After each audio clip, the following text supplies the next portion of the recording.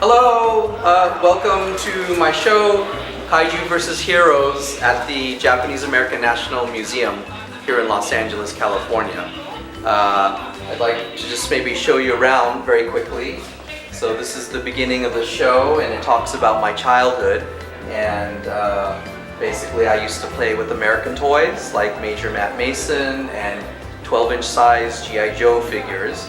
And then one Christmas in 1973, I had an aunt and uncle who were living in Japan on an American military base, and they sent me a box, a gigantic box from Japan. So I opened it up and I was amazed at all these crazy toys that were inside. Very colorful, and I can show you very quickly. So in this case here, these are the original toys that I got in 1973 when I was 9 years old. So these are my actual childhood toys that I got from Japan. But of course during that time, I did not understand or wasn't able to read Japanese or speak it.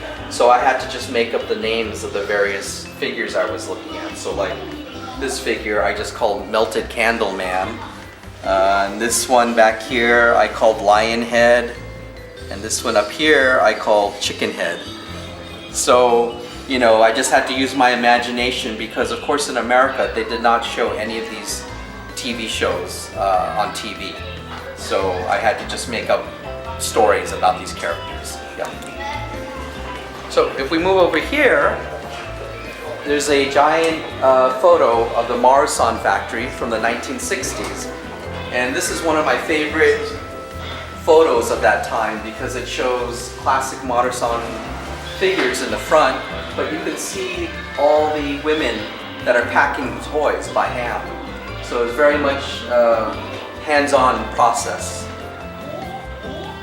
And in these different cabinets here, we have Toho figures, Ghidorah, Rodan, got some Godzilla figures, and a board game from Ideal Toys, American board game. And then we have an iron mold, which is used in the process of making these soft vinyl figures. So from there, we transition to the early 2000s, and my career after leaving art school was as a commercial artist, commercial illustrator.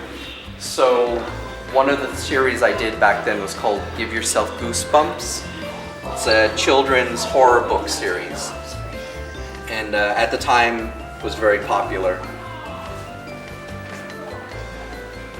And then these are some of the actual paintings, so I would paint them this size, so they're pretty big, almost like life size.